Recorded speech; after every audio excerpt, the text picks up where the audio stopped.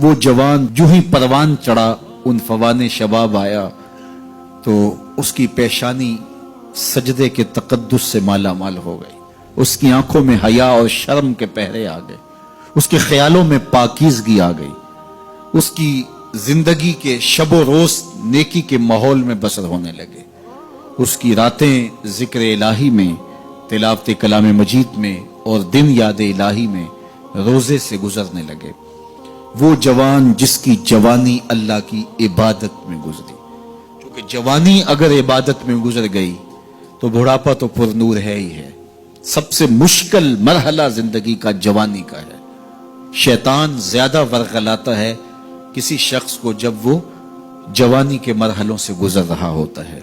تو جس کی جوانی خیریت کے ساتھ گزر گئی اور اس نے اپنی جوانی کے تقدس کو محفوظ رکھ کے منزل تک پہنچا لیا، اپنی عصمت کے جوہر کی حفاظت کی، اپنی آبرو کو لٹنے نہیں دیا، اپنی آنکھوں کی شرم و حیا پر پہرے بٹھائے اور آنکھ کو برباد نہیں ہونے دیا اور اپنی زندگی کے تقدس کا پہرا دیا، تو جو جوان اپنی جوانی کو خیریت کے ساتھ گزار گیا۔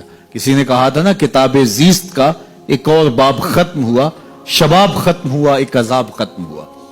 تو جوانی جس کی منزل تک پہنچ گئی خیریت کے ساتھ، عافیت کے سائے میں، مشکل تو بڑا ہے جوانی کو منزل تک لے جانا، خیریت کے ساتھ، داغدار نہ ہونے دینا، جوانی کے تقدس کو رسوا نہ ہونے دینا، عصمت کے جوہر پہ کالک نہ لگنے دینا، خواہشات کو غالب نہ آنے دینا۔ آسان کام تو نہیں ہے، مشکل کام ہے، لیکن اگر کوئی مشکل کاٹ گیا، جوانی کے تھوڑے سے ایام میں گزار گیا، اللہ اکبر۔ حضرت شیخ ختلی کہتے ہیں، داتا گنج بخش علی حجویری علیہ رحمہ کے مرشد ہیں، الدنیا یوم ولنا فیہا صوم۔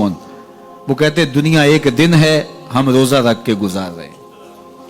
تو روزہ رکھ کے سارا دن گزر ہی جاتا ہے، دوپہر بھی آتی ہے گزر جاتی ہے، اور عصر کا وقت بھی آتا ہے گزر جاتا ہے، کھانے کا وقت بھی آتا ہے، چائے کا وقت بھی آتا ہے، سب کچھ ہوتا ہے لیکن گزر جاتا ہے، افطار تک بندہ پہنچ جاتا ہے۔ جس نے زندگی روزے کی طرح گزار دی، جس نے جوانی روزہ رکھ کے گزار دی، خواہشات کو بے قابو نہیں ہونے دیا، مشکل کام تھا لیکن اس نے مشکل کام کر دکھایا۔ اجر کتنا بڑا ہے، سنیے اللہ کے محبوب کی زبان سے سنیے۔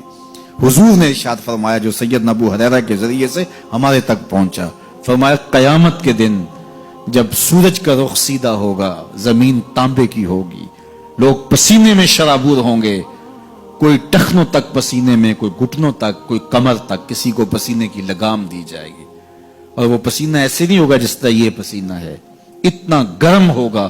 ابن رجب حنبلی کہتے ہیں اس پسینے کا ایک قطرہ اگر احد پہاڑ پہ ڈال دیا جائے تو وہ پگھل جائے، اتنا گرم ہوگا، بدبودار اتنا ہوگا، ایک قطرہ دنیا پہ ڈال دیا جائے، انسان کیا جانوروں کے دماغ بھی پٹ جائے، اس پسینے میں لوگ شرابور ہوں گے۔ لیکن جس نے اپنی جوانی کو عافیت سے گزارا ہوگا، کل قیامت کے دن جب کوئی سایہ نہیں ہوگا، اللہ اس جوان پر اپنے عرش کا ٹھنڈا سایہ عطا فرمائے۔ وہ شخص جس کو کسی عورت نے دعوت گناہ دی اور وہ صاحب منصب تھی، صاحب جمال تھی، اور اس نے یہ کہہ کہ یہ خواہش، یہ آرزو مسترد کر دی، انی خاف اللہ۔ اسی طرح کوئی عورت ہے تو اس نے اپنے تقدس کی حفاظت کی، اپنی آبرو پہ پہرا دیا اور کسی پیشکش کو ٹھکرا دیا، تو فرمایا قیامت کے دن جب کوئی سایہ نہیں ہوگا، اللہ اسے بھی اپنے عرش کا ٹھنڈا سایہ دے گا۔ کیسا سخت دن ہوگا، اور وہ کس اعزاز میں ہوگا، کس تکریم میں ہوگا۔ یہ تو 4 دن 10-20 سال ہیں، اور وہ 50,000 سال کا ایک دن۔ پھر اس کو اللہ کا شکر ادا کرنا ہوگا کہ اللہ تو نے کتنا کرم کیا میرے اوپر کہ میری جوانی خیریت اور عافیت سے گزری، اور آج اس کا تو کتنا بہتر صلہ مجھ کو دے رہا۔ اس ویڈیو کو شیئر ضرور کیجئے، ہو سکتا ہے آپ کے ایک شیئر سے یہ بات کسی کے دل میں اتر جائے۔ جزاک اللہ۔